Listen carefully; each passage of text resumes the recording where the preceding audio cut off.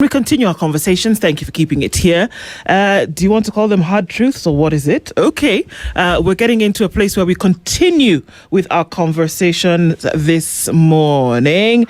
And on the road towards 2027, we will have the conversations. Very, very important for us too, because what are you deciding in terms of your future when it comes to leadership? So in this next conversation, the Member of Parliament for Gatundu South is the Honourable Gabriel G. Kagombe, and he joins us in the Situation Room this morning. Good morning. Good morning. How are you? Very well, thank you. How are you doing? I'm very well. How are you, Dennis? Salam sana. Very good. Good. Karibu. It's been a minute. I've not been around here. You have not? Yeah. It's been, I think the last time was a few years back. It was years ago, actually. Yeah, years ago. Well, I just joined Parliament. Have you been? I'm fine. Very good. Well, we're watching things as they happen. Yep. And perhaps you'll give us some insights into now what they look like then going into the future. Yeah. All right. But before we do that, I'm sure you remember even years ago, we Yep. would ask you to interpret the proverb. And Dennis will tell you which country we are this week. Yes. The island country of Mauritius, beautiful beaches. Yes. Amazing fish, white sandy beaches. And with that, the tourism skyrocketing because they're taking care of their corals, their fishes, and everybody who loves snorkeling. That's the place to go and enjoy that. It is an island country with a population of 1.3 million people, and they're investing as well into manufacturing to be able to propel the country. But the proverb that we get from Mauritius this morning: water and fish are friends, but the same water supports fire to cook the fish. How would you interpret it? Water and fish are friends. Yes. But The same water supports fire to cook the fish. The fish. I would mean that a lot of times in life, what could be, first of all, your friends could easily be your foe. And I don't know if you know that the worst emotions are from those people who were together most and probably interacted best. When they decide to go separate ways, then it becomes very bad. And I think I've seen that even here in the country. In 2022, the people who supported the government most were from Mount Kenya. And right now, the people who are fighting the government, same government most, are the same people from Mount Kenya. So I see it all the time. And I don't know if you knew that you are unlikely to be enemies with someone in the streets. But if you married a wife and then you went separate ways, then someone you find emotions become very heightened. So, I mean, I have seen four friends become four. Yeah, that's how I interpret it. And interpreted well. Well, quite. Those were highly likely to stab you at the back. Your friends. Just close to you. Yeah. Very Okay. close to you. Is there a connection between that and the recent move that you've made to move to another party? Nuts? Did you say nuts? Is there a connection between that Okay. and your move to another party? You know, we as members of parliament are representatives of the people. A representative of the people means, let me give you a small example. If you happen to be driving and probably you're flagged down by a cop for whatever traffic offense, you could send a lawyer to the court. And I hear the media reporting and saying, Kagombe told the court, while it was not me speaking, I was just there sitting and the lawyers are speaking. So they speak Instructions you speak what you have been instructed to speak by your people. So, and one thing though is that voters cannot be wrong. They are like customers. We say the customer is king. Because when voters voted for William Ruto in 2022, they were right. Because they exercised what is constitutionally for them to do. And when the same voters vote for anybody else or say that they will vote for someone else, they're still right. And therefore, when you listen and you find what the ground is saying, it is unwise not to follow that. Mm-hmm. And I would want to answer Ndu's question by saying probably there could be a connection if you look at it from that perspective, that that the people who were supporting William the most are now the ones who act the most, the ones who are angered the most by the government. And because those are the people who vote for us, we have to respect their views and go with them. Yeah. Yeah. I mean, it is the same views that Kenyans have been expressing throughout, because you would just go back to the Finance Bill 2024, Kenyans speaking, and that is them as well speaking at the time on how they felt about them being the customer again, being king. But that notwithstanding, members of parliament still did not listen to what Kenyans were saying at the time. And many are asking, or rather just confirming, are you late to the party in listening to Wananchi? Or rather, what happened that then they were not listened to? You know, our work is very difficult. Yep. Because, even when you're doing other things, when you're engaged in other things like public participation or maybe passing bills, and you do public participation, it is normally very difficult to identify exactly what you see. Politics is an art. Mm-hmm. It's not a very specific science. It's not a very exact science. Where you know that 2 times 2 is 4. Mm-hmm. Or in engineering, where you know that if you do not do ABCD, then the building is not going to support this much weight. So as an art, it takes time for you to know the actual direction where people, and we're many. By the time you pick the view of the majority of the people, it takes time. Mm-hmm. Case in point, in 2024, when there were issues around finance bill, in my constituency, that was not an issue. Remember, while we voted for the finance bill in 2024, most of the issues were, the most angered people were people with payslips, because they were saying that their payslip is now bleeding a lot. You find the majority of my people in the village, in the constituency, do not have payslip, so they were not, they had not understood this thing. It had not come to their doorstep, so they didn't have much problem with it. How you would know that is because after we voted for finance bill on the 26th, on the 29th, I was again elected as a representative of the people in the tea sector, 3 days after.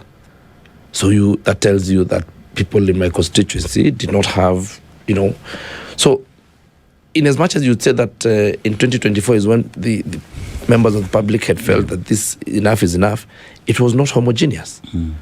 You get? And I'll tell you, even when there was this dissent from the government, even in the mountain, it did not happen, in a homogeneous manner or together all the time. Different places came differently, If you look at the elections in Mbeere and the elections in Olkalau, you see the difference in the voting pattern. So it takes time for you to now understand that everyone is now homogeneous and this is the direction they're moving. So that is not an exact science, but it takes time for you to come and now know, okay, now this time this is the direction that people are headed. So that's how I would answer that. Yeah. And I would say that it is not just the politicians who would, first of all, and again, it is, when you're a leader, you must be very cautious, because you do not speak for yourself, you speak for a lot of people. I speak for 80,000 people who elected me and their families, and there are people who still live within the constituency who are not of voting age, who are not of majority age. So when I listen to the voice of one person, I'll be very careful not to act on that and then be against many other people. You get? So you have to, it's a very difficult balance to make until you come to say, okay, this is now where the people are.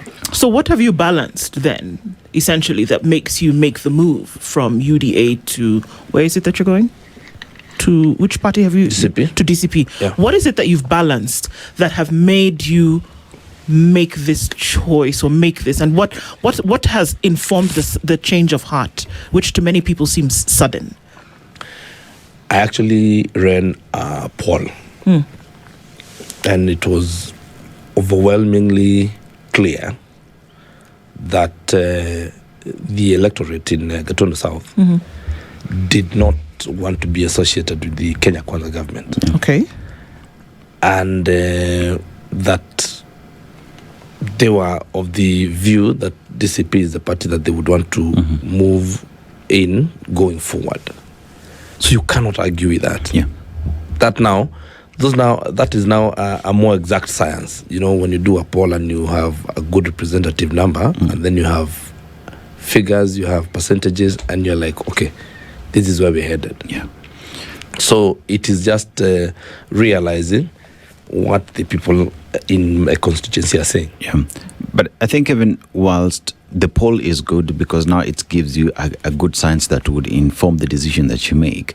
But even in that poll then, what are the reasons as to why your constituents are saying we do not read from the same book as the current administration? Because as we go back to 2024, the issues the administration had in that finance bill did not matter to them.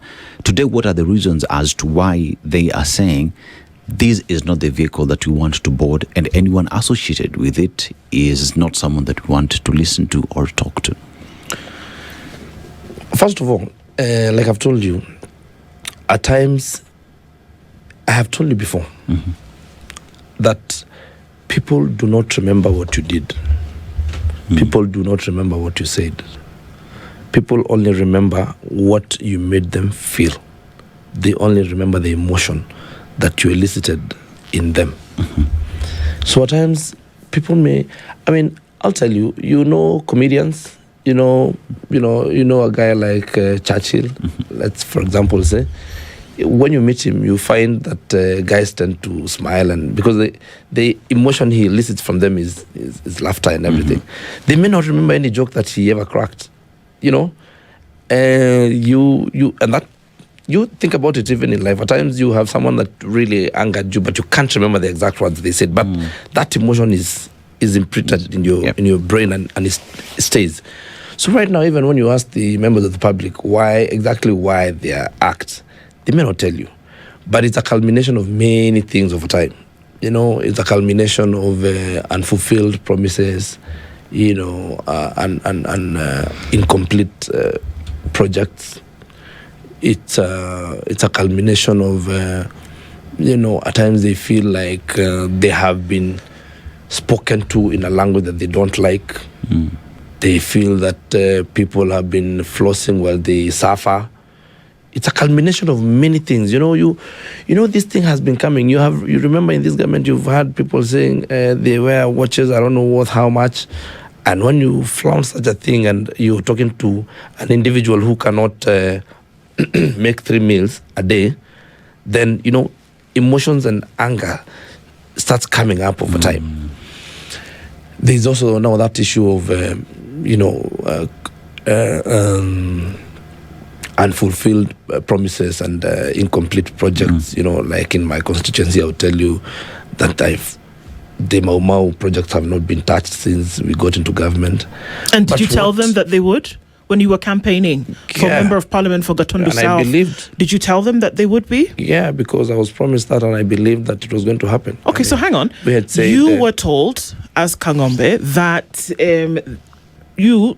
this is what you can tell your people, or did you feel? Yes. Did you feel that this is something you could go and promise to them, or did somebody tell you, you know what, go and push the envelope for UDA here, and this is what we're actually going to do, or this is what you go to tell them that we're going to do? Because you can tell if somebody's being genuine or not, can't you? So I'm asking, what was the scenario? Were you told that this is what was going to happen?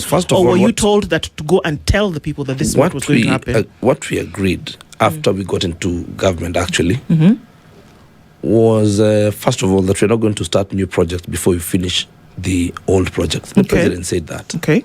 And I believed him. Okay. And when he said that places like Mau project, I mean, when you say we are not going to start new projects before we finish the old ones, Mau project was one of them. Okay. So when, even when I was elected, after I was elected, I've gone to the people and told them we have talked about this, we have discussed with the relevant people, with the authorities, with the executive, with the president, with the cabinet secretary, with the PS, and we are going to be finishing this project. But 4 years down the line, nothing. When did you realize down the line that there was a problem? I started seeing danger, signs of danger last year. And but you know, there were issues. Okay, we are fixing this. We are going to get some money from this place. We are going to do what you call securitization of fuel. We're going to do this. So we're going to collect money and then come together. But then now, when you go to the agencies, that you realize you are misaligned. You know, you find that they are more concerned about some projects elsewhere other than in your constituencies and in your region or in your area. That combined with now that thing that I've told you over time, that you've gone to the people and found that they are asking very difficult questions, and the thing that I've also told you, that at times they will not even tell you why they do not want this government. Did you ask questions? Did you raise the issue? Because remember, you went through an entire campaign period where you said, you in rallies said certain things were going to be done. You held a promise that was given to you, all right, and you said this to other people. Now, on something so heavy, 80,000 people, by your own submission, gave you their vote based on the things that you said. Wouldn't it be prudent then, along the line, when you realized, hang on, this is not going as we thought it would, that you come back to the same people and say, okay, guys, stop the train. There's something wrong here. Did you do that? That's number one. And number two, did you come to the people and say, okay, guys, this vehicle that we got to this place on is out of fuel. We need to change vehicles. Did you tell them that? Yeah, actually, if you remember a video that was circulating a few days, I think the other week, we were somewhere with people around one of the projects that you're talking about, like the Mau. And we told them, listen, I think now I have promised you that we're going to fix this road for so long, and that promise has been based on another promise, and looks like this will not be tenable.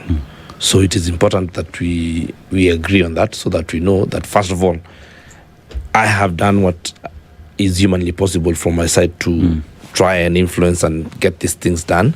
But I have not made it because, I've been frustrated. How are you frustrated? I'm sorry. It's important because what we need to do is the people, right? How do then they know that you have staying power and the will to actually make some of these things happen, that you would go back into the House of Parliament and ensure that you're doing the legislation, that you're doing the budget, that you're doing the oversight that is required of this position? Because if you could say you were frustrated, how were you frustrated? What did you do? Who did you have conversations with to say, come on, guys, we promised the people that we're going to do this? And then how were you frustrated? For example, I would tell you, we had... I have been to the Director General of Kera and Kenha uncountable times, because he's the person who's supposed to make sure that he has whipped the contractor on the ground. Right. All right? Because I cannot whip the contractor. The contract is between him and the Kera, the agencies that are in charge of that. So when you go to an office and you're promised this today, tomorrow, 3 days, a week, a month, a year, another year, another year, and nothing is happening, and you find that somehow some other projects in other parts of the country are going on, then you realize probably that there's a targeted, drive to take funds in a certain direction, And the funniest thing is that since we're in the communication age, people will find out. Your voters somehow will find out. You people will somehow speak on Facebook, where they will communicate on social media platforms, and your voters will know, okay, so first of all, we remember you said that you're not going to engage in new projects before you finish the old projects. But we've been seeing Geronimo Summit moving on very swiftly, and the contractors are on the road. The same contractors who are supposed to be doing the other road. Then you ask, why are you here in a new project and you're not in our old project that was supposed? Actually, some of them had even been started. So, first of all, in a road, when people come and fix the road, at times they will even go with your gravel that was making the road passable. So that now when they have graded away the gravel, then that road becomes completely impassable. It's immotorable. So that is what happened to some parts of this road, where people are now saying, I wish you left the road the way it was previously. Now it is even worse, because in your preparation to come and now maybe tarmac the road, improve the road to AC level, then you need to first dig out all the existing gravel so that you get a proper base. So when you leave it at that point, then it angers the people, because then they cannot even use it. That's where your role as Member of Parliament and the overall role of oversight comes in. Because these questions, as the representative of the people in your constituency, you ought to be asking these questions. But beyond that, there are promises that you're given by an individual, the president. But then again, that would again fall on your docket as Member of Parliament in the legislature, because that is the house that passes budgets. Through that, you're able to see whether that road has been allocated for appropriations to happen. If that does not happen on the floor of the house, one then asks the question, is that failure from your end as Member of Parliament not going through the fine details in the budget books, proposals that come before the house for it to be passed? Because if it is not there, definitely it will not be addressed, it will not be worked on. The promises remain promises that happened privately, but before the public of the eye, it is budgets that speaks, it is documents before the house, it is approvals before the house that matter. So first of all, you need to know that the budget making process is not that straightforward. And most of the times you do not have individual straight lines for specific projects. No, if you have something called Mau Mau Lot 1B, like what happens, what is supposed to be in my place, when you have Mau Mau Lot 1B, it may not say exactly which contract is in the budget, because now you see that would be so many projects, yeah. And so there's the work of Parliament to pass this appropriation. Parliament deals in the top line. That's why we have other government agencies who are now going to do the nitty-gritty of the projects. But what we look at is the top line and say, okay, you want to finish the old projects and you have put them as Mau Mau Lot 1B, and now you need this much money, and you're like, okay, that's fine. You may not have a budget that say specifically that you're going to do Talanta, but you'll have that will be doing Stadia, or that the Ministry of Sports will be doing ABC. So you do that. So it is also the responsibility of the Member of Parliament then to follow up with the agency that I'm telling you and find out that amongst the budget that we passed for Mau Mau Road Lot 1B, then the roads in my constituency, which is from Wangoi to Gediorore to Gashika or to Ushakene, have been allocated. But then now you see there is also the process, because you see it's the KRDG who's going, and his people who are going to make those payments. So what you can do is go and sit with them and agree on these things, and you say, okay, fine, then this road you're going to allocate this much money, so at least in this financial year. Because you see, at times you'll find such a thing has happened, and those roads have different contractors, right? You find there's this contractor who has a project in Kiambu and has another project in Kisumu and has another project somewhere in Mombasa.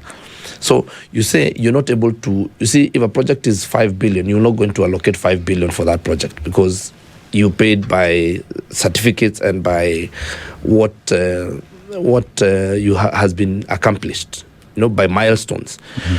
So the easiest way to frustrate a member of parliament is to have the contractor just moving on with their works, but the person who's giving direction to them to go and do a certain road, then they send them to a different area. So you told, for this money we've paid you, but you go and do this project.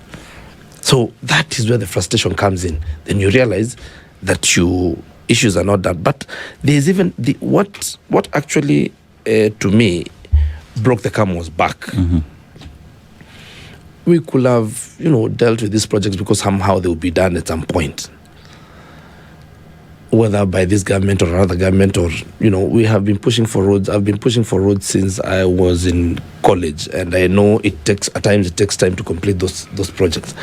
But now, when I found the government coming again now to the farmer this year, this financial year 26-27, I have found the farmer being charged for infrastructure projects. That there have been laws that have been passed, especially the greatest one that irked me most was the introduction of tea levy at 0.8% of the value of sales. You must have heard about the tea levy and farmers being very angered by that. Then I started asking, how can now the government that I support be now coming to the pockets of a very, very already economically oppressed people? And now I said, if the project they could have dealt, it's not their money in the pocket while they are suffering, but now when you come to the pockets of the farmers, now that is coming too much. That becomes too much, and you really have to disassociate yourself completely with such a regime. We're taking a break? No, let's go on. All right. So, taking all of this into consideration, from what you've said, so what's your core belief in terms of how the people of Kenya and their livelihoods ought to be secured? In politics, we'd call it an ideology. What is that? I think that as a country, we need to go back to basics. I think we must first fix. We must go back to the drawing board and fix the basics. We cannot be asking to create a football stadium worth so much money, and expressways and all these things, and airports that are worth billions, but we have not even fixed our food. A thing like Galana Kulalu, for instance, is something that the government is supposed to do and make sure that we have secured food security. We have food security. I think we have been overly ambitious to do crazy things, and we have forgotten to fix the basics. In a country where in the recent years we have had death, people dying of starvation, in the last 5-6 years, and in a country where we know that if we have drought for another 2 years, we will have people dying of food, that we need to take relief food to them. In such a country, we cannot be asking to do a multi-billion stadium. You cannot be asking to do the Adani projects that were supposed to be done, apparently, I don't know, you're taking electricity to people who have no food. We must align our dreams. We must align our priorities as a country, so that first, we first, when we're all in school, when we're in very, junior levels of a school, you are taught that there are three basic things: food, shelter, and clothing. We have not fixed that as a country. Yet we want to go to some other superfluous projects. So, as a people, and I think now the leadership, executive, and everyone who comes to plan the direction of the country in the future needs to first come from that very high pedestal and come down and say, okay, we first fix the very basic things. Are people going to get employment? Where are we going to get employment from? And let's think about manufacturing. Let's think about value addition in agriculture sector. Agriculture has employed probably well over 40%, 50% of our population. And that agriculture that has employed those people, instead of now supporting them, you find the executive wants to introduce levies that are going to take money out of that farmer's pocket. You saw the other day that a farmer is supposed to pay some infrastructure levy for using a road. Then you wonder, so the industry that is working, the industry that is supposed to be employing people, instead of you using that industry to empower more people so that now more people can make a living, you're finding that because there are more people in that sector, you want to charge it more. You get? So we have to fix our basics first before we start thinking of very, and fixing the basics has to start from somewhere. And where am I heading with this? It has to start from the legislation that comes from the House. Because when we talk about additional levies, then it's implemented. And everything else that we talk about today, whether it is being levied on that road, whether it is taxation on fuel, whether it is additional on farm inputs, everything falls on the floor of the House. You as Member of Parliament, these are issues that have been brought to you by the executive or by the agencies that bring these proposals to you. And one would expect that when you want to talk about value addition in farming, where you have been elected as well as a representative for tea farmers, right? You ought to have seen that and raised that on the floor of the House. When we talk about employment and industrialization being a thing in the country, again, you go back to the legislature in the House. And with that today, as we speak here, even Kenyans who are listening are asking, what is the legislation that you have brought in the House to address and fix these issues? Because we will throw shade at the executive for pushing what it is they're pushing. But from a member of Parliament who's concerned about farmers, you ought to have pushed something. You ought to have said no. You ought to have even raised these concerns with the people you represent who are farmers.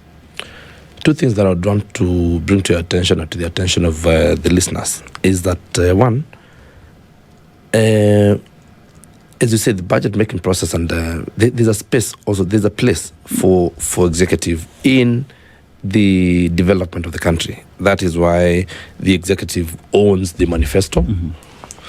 And that is why the budget making process starts with the executive and comes to Parliament.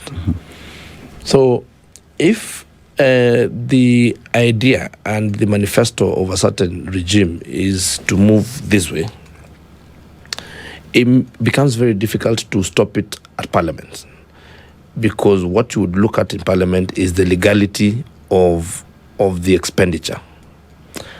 But if the only thing you can do if you disagree with the request of the budget is to take it back to executive for them to improve, and you give proposals for them to be improved on and be brought back, right?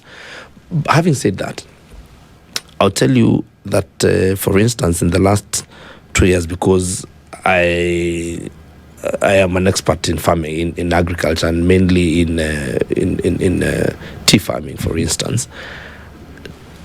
Thrice we have made, and most of the legislation that actually legislation, most of the legislation happens at the committee level. In the Committee on Agriculture where I have served, I have brought in the year 23-24, 24-25, and now 25-26, an allocation for money to do value addition of tea. What that would mean is, and tea is a serious agricultural product and commodity in this country. For your information, tea was number 2 in foreign exchange earnings last year at 27%. It was only second to diaspora remittances in Kenya. So, which tells you something very interesting, that between diaspora remittances and tea, those two contributed 57% of all the foreign exchange that we earned last year. So when you have an industry that earns you 27% of your foreign exchange, and we are saying that of the 215 billion that was earned last year, that when you do value addition, you could increase this 100% and come to probably and get value, add value to that tea to about half a trillion Kenya shillings. Then you start seeing that is an investment for 1 billion shillings or 2 billion shillings that is worth investing in. I can tell you, we've allocated money for that thing every year. But somehow when the budget leaves Parliament, it doesn't get to be allocated. You know, we have a provision of the Constitution called, which is Article 223 and 224, which allows the executive to spend money in a certain way or divert money in a certain way and then come and get approval from Parliament later. Then you also need to notice something else, that in Parliament, the leadership is also very powerful. You know, and you know, where in a place where decisions are made by acclamation, you know, that it could be decided that these things are going to go a certain way, you need that Parliament to be very independent. If there is no independence of that Parliament, and you know, I think we need to relook at how our three organs of government correlate. And this thing called separation of power is more elusive than it sounds. Because if the majority leader of Parliament in the current setup, you know, we went to elections and you find the coalition, the Speaker of National Assembly, the majority leader, now the minority leader, the entire House leadership is in bed with the executive, right? So you could disagree with something and decide to vote a certain way, but the question has been put, and if the Speaker says the ayes have it, then that becomes the end of it. So what we must relook is the independence of this, especially the independence of Parliament. It is very important for Parliament to be completely independent. I find that courts try the way our Constitution has made it is impossible for Parliament to be completely independent? It becomes very difficult. Why? Because I've just told you, for the obvious reasons that I've told you. I mean, who is the Speaker of the National Assembly and where was he during the elections? Okay, so you're saying that Parliament is captured? There's a parliamentary capture. When parliamentary capture is taking place, are you aware are you the captees? Right. Are you aware that this is happening?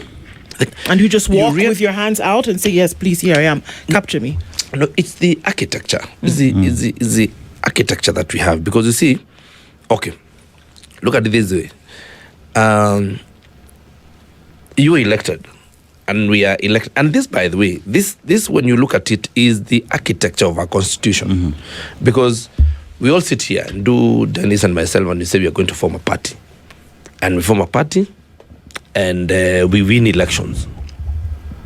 So I am a presidential candidate, so I become the president, I go to the executive, and you go to Parliament. So first of all, when we say if you won by the majority of the seats, we are in the same party with the executive. So we had the manifesto that had been done together. All of us had done this manifesto together. So you believe in it and I believe in it. You're in the Parliament, I'm in the executive, right? So when we do parliamentary group meetings and we say this is the way we want to move, so and because of that, we're also going to elect the Speaker and the majority leader. So all these people come from the people who sat somewhere in a room and decided this is the way the country needs to go. You get? So then when you do a PG, a parliamentary group meeting, and say, now this is the way we want to go, then you find that the dissenting voices of the people who had a different manifesto, then it's swallowed. Because the ruling that is going to be done in Parliament is going to be done by the Speaker. And yet, you had an opportunity to do the very same thing that you're talking about here. Because the things that you're talking about are some of the exact same things that Gen Zs brought up during the finance bill issue in 2024. The very things that you mentioned. That's why we've given you a wide berth to then be able to say, well, you talk about value addition, you talk about spending money more respectfully and wisely and with integrity and along such lines. These are the very same things that the Gen Z brought up. And yet you said that these Gen Z perhaps had been captured by Illuminati. You said this. Can we be far off from either position, or has that changed? Because what you're saying today is exactly what they said in 2024, and yet you judged them for that. I didn't judge them. What I'll tell you also is that the issues that were raised, and I said it, and I said the issues that were first of all, in this country, we need to know how to manage information. Because you saw things that were said about the Finance Bill 2024 that in actual sense were not real. The taxes that were said to be introduced at that time. So there's a very thin... No, you need to stay on that point. I'm on that line. There's a very thin line between now information, misinformation, and disinformation that is happening in this country. Such that, in as much as I agree that the issues that were being raised by the Gen Z's protest at that time, most of them are not factual. Most of them that were not factual. Were not factual. There was a general dissent and a general dislike of this thing, but most of the issues that were being raised, I don't know, you're going to add tax on bread, tax on milk. I don't know, you're going to remove to zero rate, or to reintroduce those things. Things that were said at that time were actual. It was actually disinformation. There were things that were raised that were removed, but the leader of the majority, who you serve under, came back about 8 months later and said everything that they were protesting about made its way back into the act. Were you aware of that? Yeah, I heard him say that.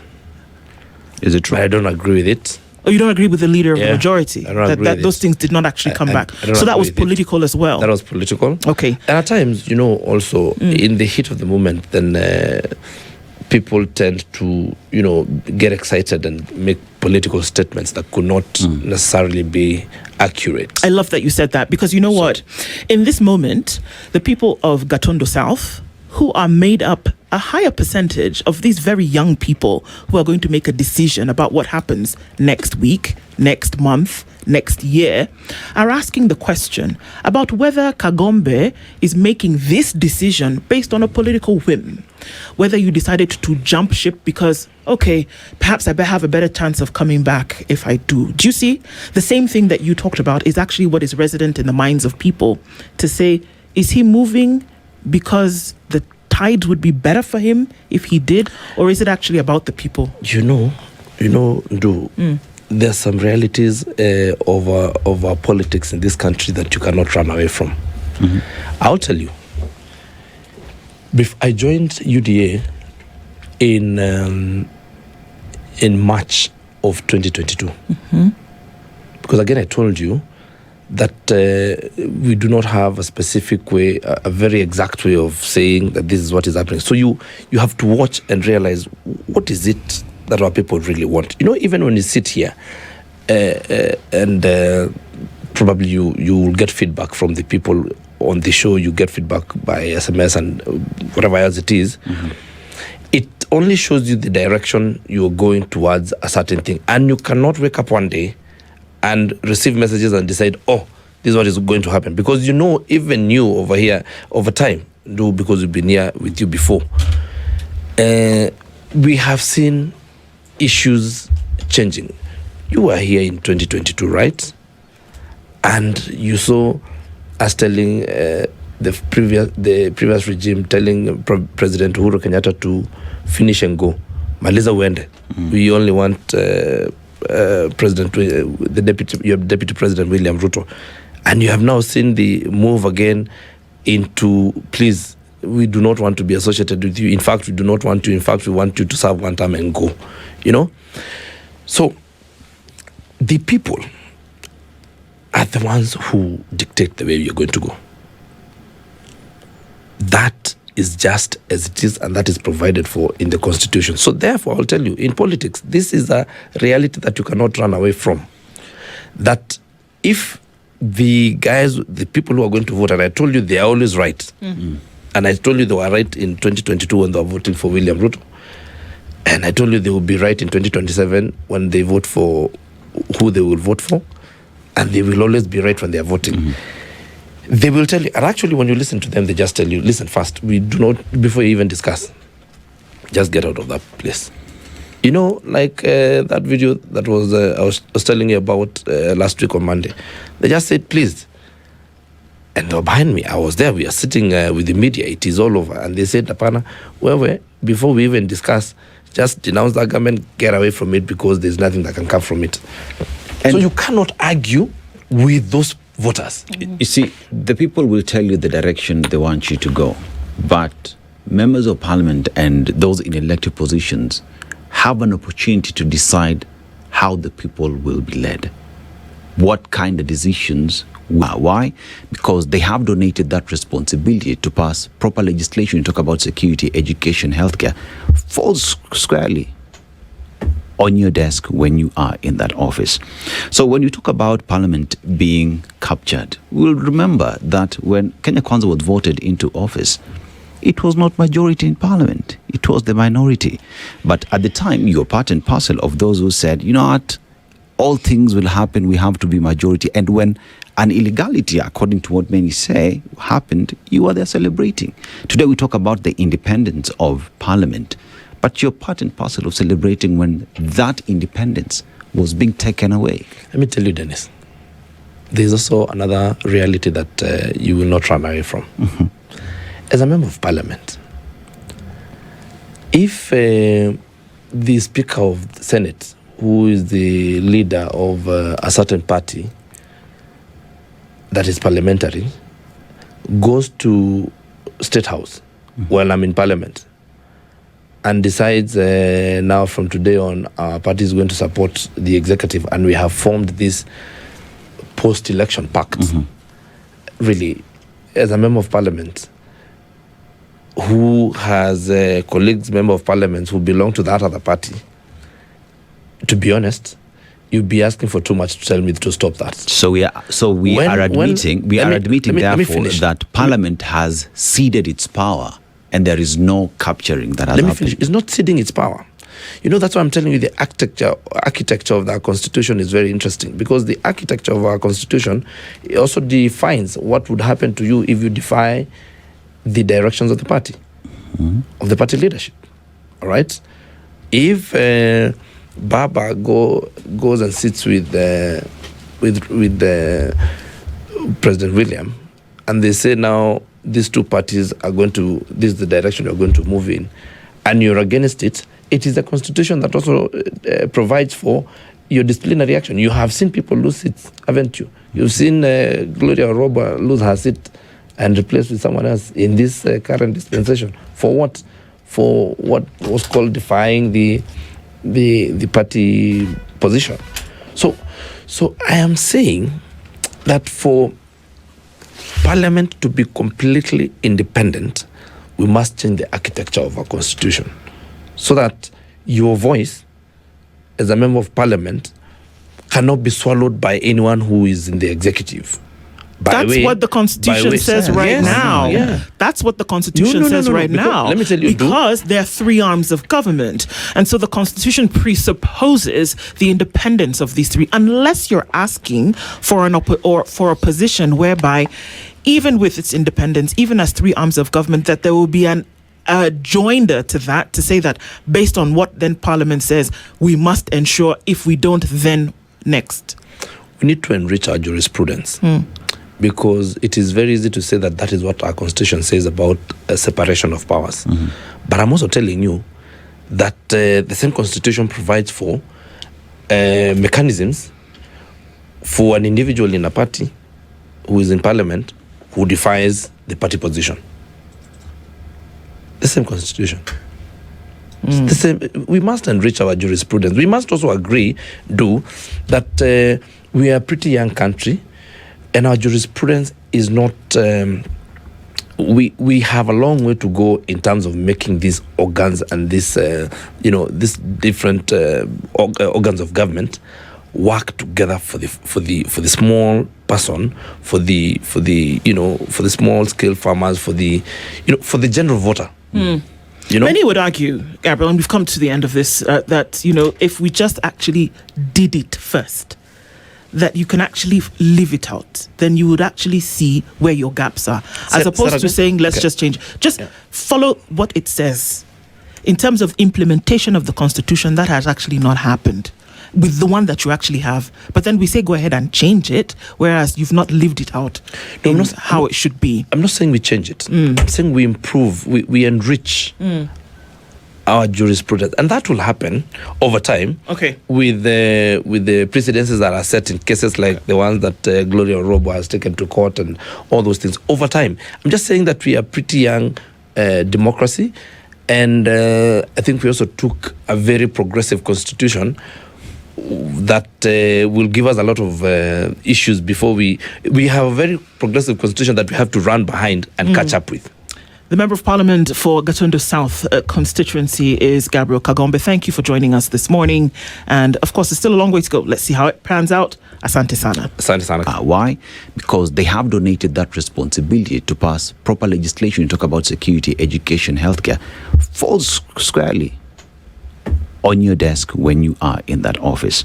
So when you talk about Parliament being captured, we'll remember that when Kenya Kwanza was voted into office, it was not majority in Parliament. It was the minority. But at the time, you were part and parcel of those who said, you know what, all things will happen, we have to be majority. And when an illegality, according to what many say, happened, you were there celebrating. Today we talk about the independence of Parliament. But you're part and parcel of celebrating when that independence was being taken away. Let me tell you, Dennis, there's also another reality that you will not run away from. Mm-hmm.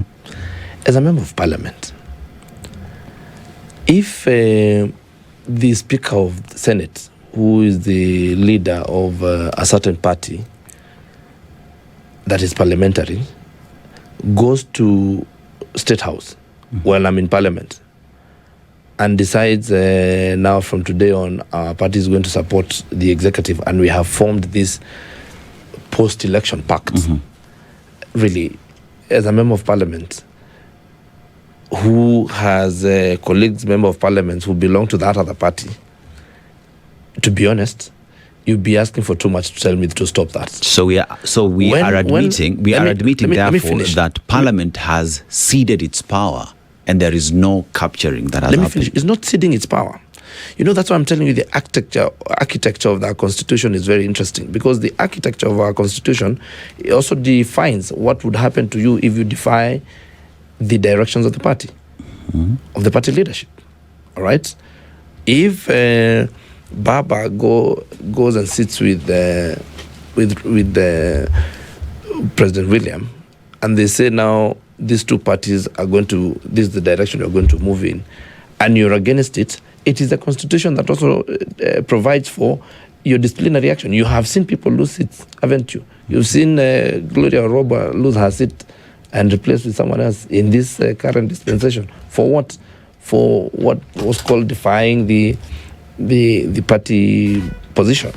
So I am saying that for Parliament to be completely independent, we must change the architecture of our constitution so that your voice as a member of Parliament cannot be swallowed by anyone who is in the executive. That's what the Constitution says right now. Yeah. That's what the Constitution says right now. Let me tell you, because there are three arms of government. And so the Constitution presupposes the independence of these three, unless you're asking for for a position whereby, even with its independence, even as three arms of government, that there will be an joinder to that, to say that based on what then Parliament says, we must ensure, if we don't, then next. We need to enrich our jurisprudence. because it is very easy to say that that is what our constitution says about a separation of powers. But I'm also telling you that the same constitution provides for mechanisms for an individual in a party who is in parliament who defies the party position. The same constitution. The same. We must enrich our jurisprudence. We must also agree, that we are a pretty young country, and our jurisprudence is not.